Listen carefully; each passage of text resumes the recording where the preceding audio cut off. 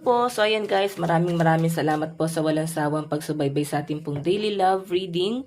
And kung ikaw ay bago pa lang sa ating channel, mag-subscribe na po kayo. And i-click mo na rin yung ating notification bell para lagi kang updated sa ating mga bagong upload. Okay, so ayan guys, sa mga interesado po pala sa ating private reading, iiwan ko na lang po yung link ng aking Facebook sa ating pong description box below. Or ilalagay ko na lang guys sa comment section kasi may mga naguguluhan eh. Pag nag-message sa akin sa Facebook, parang nagdududa pa sila na ikaw po ba si ano, yun nasa YouTube ganito. So ayan guys, nakalagay na po yung link ng Facebook ko sa description box or sa comment section. I-click nyo na lang guys para mapatunayan yung ako talaga yon. Ayan sa mga may pagdududa, no. Ako pa naman yung tipo ng tao guys na hindi ako namimilit no pagdating sa private reading kasi may nagpaparid naman eh. Hindi na ako para mamilit kasi minsan pagod na rin ako eh.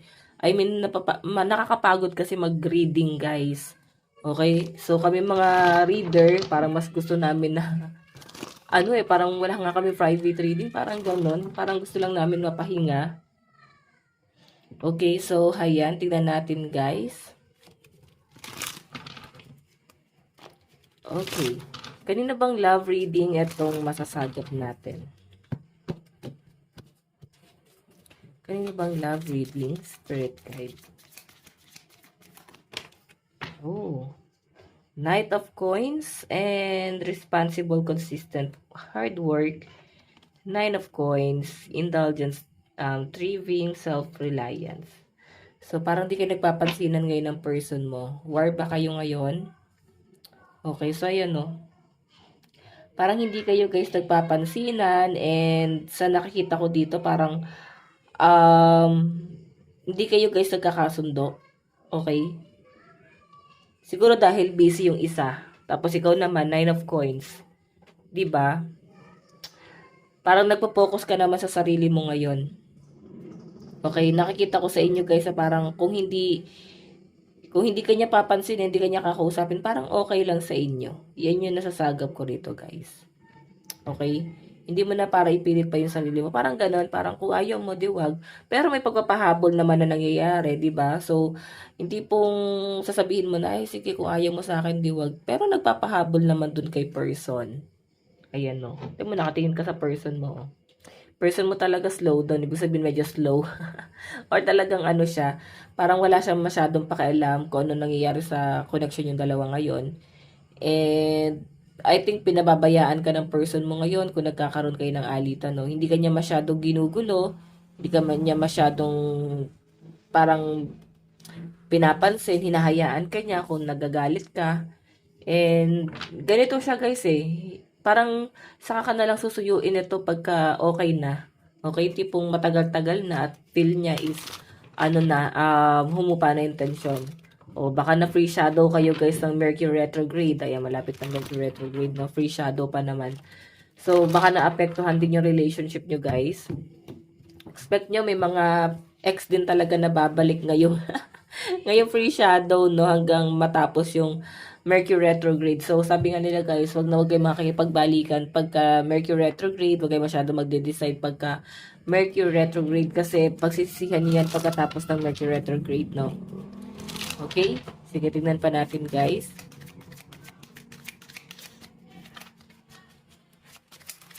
Tignan pa natin. Okay, so meron tayong the Sun and meron tayong 7 of Cups. Okay. O, diba? Namimiss mo yung person mo. Namimiss mo yung person mo, namimiss ka rin naman niya. Pero sabi ko sa inyo guys, hindi nga kayo masyado papansinin na person, nahayaan niya kayo. And ikaw naman sa nakikita ko sa iyo, 7 of Cups, naboboard ka. Okay, naboboard ka sa person mo, parang namimiss mo. Parang yung pagka-board mo is namimiss mo siya. Ay, nakatanaw ka sa kanya, ano pa ba yung mga dapat kong gawin? Ano pa ba yung mga hakbang naghagawin ko? Ano ba yung pwedeng pagkalibangan? Pwedeng nagawa mo na lahat eh, hindi ka pa rin guys gaano satisfied. So, napoprostrate ka ngayon, yung ibang nasasagap ko dito, no? Napo-frustrate ka ngayon kasi hindi kayo nag-uusap ng person mo. So, parang nandun sa point na, yes, habang hiwalay kayo, nag-overthink ka. Meron na ba siyang iba? May third party na ba siya? or baka hindi niya ako hinahabol kasi meron na talagang iba, 'di ba? Ganun yung nasasagap ko rito, guys. Okay? Titignan natin. So, grabe no, grabe yung pag-overthink na nangyayari sa inyo. Napag-iisipan mo yung person mo ngayon. Tignan naman natin, no, kung ano pa yung lalabas diyan. So, ano ba tong pinagawain niyo ng person mo? Feeling ko dahil sa time. Okay, meron tayong, ayan, 9 of Wands, drain, resilient, pushing through. So, feeling ko guys, ano to, nagkakasakit yung isa sa inyo ng person mo, tas parang, or pwedeng meron kayong problema kung sino man, ikaw o yung person. Parang, kailangan nung, ano kalinga nung partner, tapos parang hindi masyadong nabigyan ng attention. And parang may nagtampo na parang di mo lang ako intindihin, di mo lang naisip na may pinagdadaanan ako, di mo lang ako kumustahin. Parang ramdam nung isa na parang binaliwala talaga. So parang tampuhan nga talaga to. So dapat tinanong nyo guys yung person or 'di ba tinanong nyo dapat yung isa't isa ano ba nangyari, bakit hindi kanya naaalala, baka may pinagdadaanan din, hindi na lang guys gano ino-open sa inyo. Okay? Tingnan natin, meron tayong the Fool. Okay, income, new beginning, leap of faith. The world. So, yung iba sa inyo guys, no, taas ng pride. Nag-move on po, no, sa nakikita ko dyan. Okay, ayan, no, kung makikita nyo guys, oh. Parang, kunyari, walang problema. Siguro yun ang inaharap mo sa mga tao na parang, kunyari, wala kang problema. Pero, feeling ko kasi may pinagdadaanan ka ngayon. Okay, titignan natin guys yung card. Ayan, mayroon tayong Earth sign, Capricorn, Taurus, Virgo, Cancer, Pisces, Scorpio, Aries, Leo, Sagittarius. Feeling ko naapektuhan yung relationship yung free shadow talaga, no? Parang wala naman kayo sa wisyo yung pinag-awayan nyo or kung nagkaroon kayo ng tampuhan. Parang napakaliit na bagay sa pinapakita sa akin dito guys, no? Okay, parang away bata nga kung tutusin. Tignan natin nararamdaman ng person mo sa'yo. Nararamdaman ni person mo sa'yo ngayon. Natin ang 3 card. Ano na to? Okay, nalulungkot din tong person mo, no? Nararamdaman niya sa'yo. Nag-aalala rin siya sa'yo. Kumusta ka na? Kumakain ka pa ba? May pera ka pa ba? Ayan, no? Naisip niya kung may panggastos ka pa ba. Parehas kayo nagmamatigas. Tignan mo, swords siya. Swords ka rin. Pero kahit matigas parehas kayo matigas or ma-pride, nakikita ko naman dito guys na parang inaalala nyo pa rin yung isa't isa, no? So, nakakatuwa naman kahit ang taas ng pride nyo parehas. So, ba't hindi na lang kayo guys magpakumbaba? Ayan. Siguro kasi may pagdududa ka talaga na baka meron siyang iba talaga. Yan, tinatago niya lang. Pwedeng nagawa niya na kasi dati. So, at tindi ng trust issue mo dito sa taong to. Okay? Sobrang tindi ng pinagdaanan mo sa taong yan. And, parang kahit nagbabago na siya ngayon, nakikita ko dito guys, parang wala ka ng tiwala. O iba sa inyo guys, pwedeng nawalan ka lang talaga ng gana sa relasyon. Baka ikaw tong meron. Okay? Ikaw yung natitempt talaga sa iba. Okay, so ayan, nararamdaman sa'yo ng person mo, nag-aalala siya sa inyo. Kumusta ka na ba? Kumain ka na ba? Ano na ba ganap sa'yo ngayon? Tignan natin guys, ano naman ang tingin ni person sa'yo ngayon? Tingin ni person sa'yo ngayon. Meron tayong 5 of Cups, 6 of Pentacles. Grabe.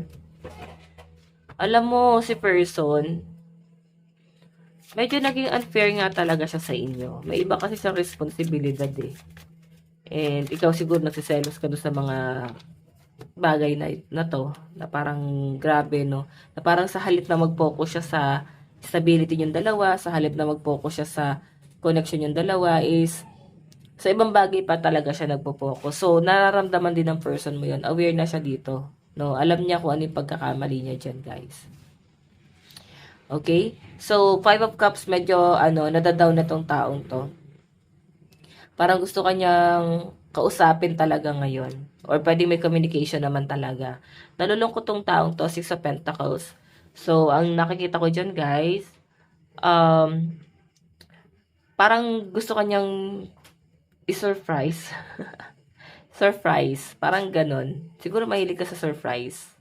And, ayan. Baka magulat ka, meron siyang flowers sa'yo. 'Di ba? Sige, tignan pa natin. Ano naman ang magiging action ni person? Kasi dito pa lang kayo sa tingin sa'yo ni person, talagang meron na siyang gustong gawin. Oh, action niya guys, 4 of Wands. Tinitiis niya yung galit mo, no? Okay. Hindi to guys pala sagot, no?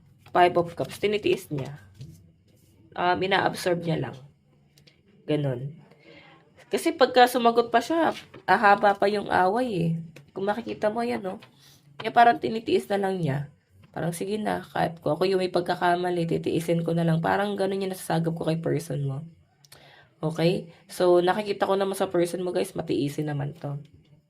Pero matindi nga yung pagtatalo nyo rito. 5 of Wands. Sige, tignan pa natin ano naman yung outcome.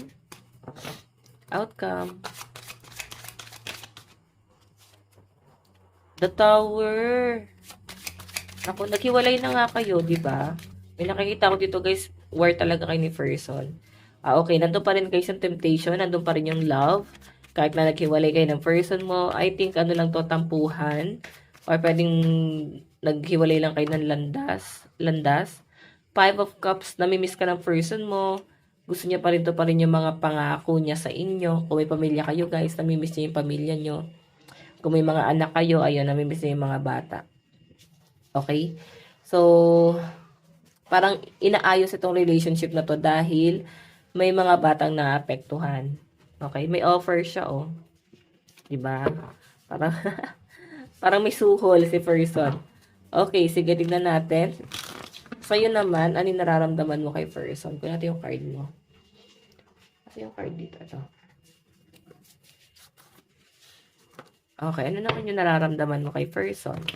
So, tignan mo pala muna natin guys, ano yung zodiac sign sa side ni person. So, meron tayong Capricorn, Pisces, Libra, Aquarius, Gemini, and Scorpio. Okay? Ayan, yung mga malalakas na zodiac sign sa side ni person. Ano naman ang nararamdaman mo sa person mo? Nararamdaman mo kay person. So guys, meron tayong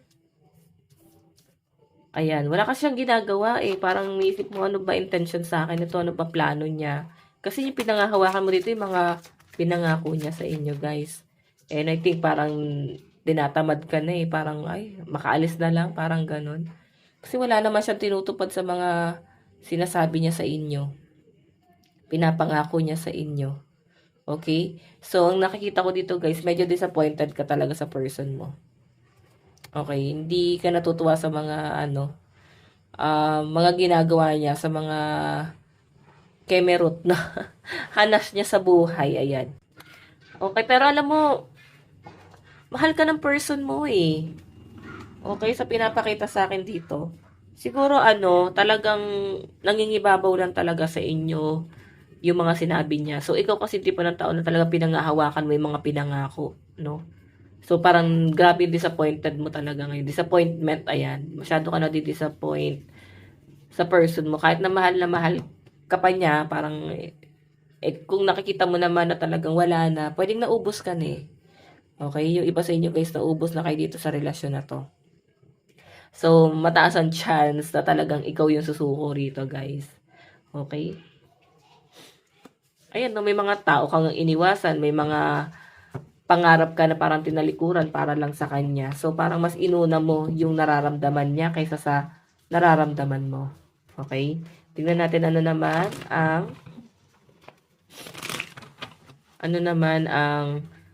okay, tingin mo kay person.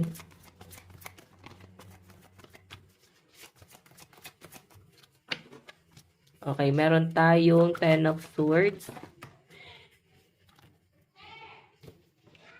Meron tayong, parang wala ka napapala sa taong to guys. Kahit anong sabihin mo sa kanya, parang hindi naman din niya na-absorb. Okay, so nakakita ko dyan. Parang kahit anong sabihin mo sa kanya, gawin mo para dito sa relasyon na to, kahit anong pagmamalasakit mo, parang wala naman guys, wala kang napapala talaga. Yun yung malinaw na nasasagap ko dyan. Tingnan mo, pinasabihan mo siya eh. Tapos parang bumabalik na lang siya sa inyo. Okay, bumabalik lang siya na parang wala siya guys. Parang wala malasakit. So, ito guys, personal problem itong nasasagap ko dito. I think ito nagsasama kayo ng person mo. Okay, asawa mo yan. Nagsasama kayo nitong taong to kasi pwedeng asawa mo yan. And yung iba naman sa inyo guys, pwedeng ka-live-in. Okay? So, grabe no? Grabe yung hirap mo dito sa relasyon na to. So, alam nyo guys, ito wag natin guys lahat ipagawa sa person natin. Okay? Kung may pangarap ka para sa relasyon yung dalawa, dapat meron ka ding gawin. Wag natin guys iasa lahat dun kay person. Okay? Kasi hindi naman guys yan mag-work kung si person mo lang yung gagalaw. So, kung pinapressure mo yung person mo, dapat ikaw din na pressure. Wag guys natin lahat iasa doon sa tao, okay? So, baka yun din yung pagkakamali nyo guys. 'Di ba? Tingnan natin.